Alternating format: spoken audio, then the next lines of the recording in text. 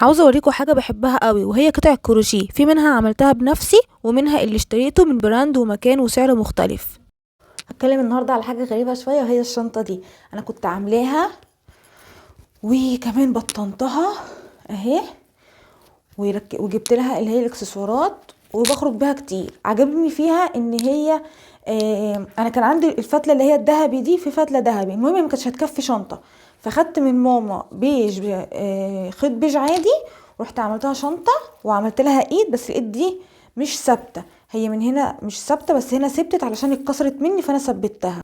الشنطه دي بتتعمل بغرزه نص عمود، والغرزه دي سهله قوي، ممكن تتعلميها من اليوتيوب. ويا ريت تعملي القاعده، تجيبي اي كرتونه وتعملي قاعده للشنطه علشان تبقى شكلها بالمنظر ده.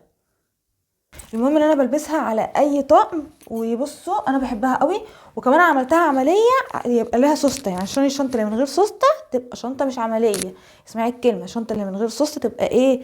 تبقى شنطه مش عمليه. ليه؟ لان انا وانا في الجامعه قبل كده كان في شنطه اللي هي بتتقفل كده، بس اتعملت كده وقعت كل حاجه. عبال ما رحت المحاضره ما لقيتش اي حاجه في الشنطه، رجعت الجنينه تاني ما لقيتش غير حاجات بسيطه. كان في قلم روج ماما جايبهولي هديه ضاع.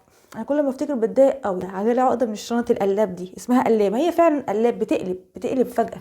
المهم ان الشنطه دي انا عملتها وما كانتش اول شنطه، انا عامله شنط كتيره قوي، وهتشوفوها الفيديوهات الجايه. يلا باي باي.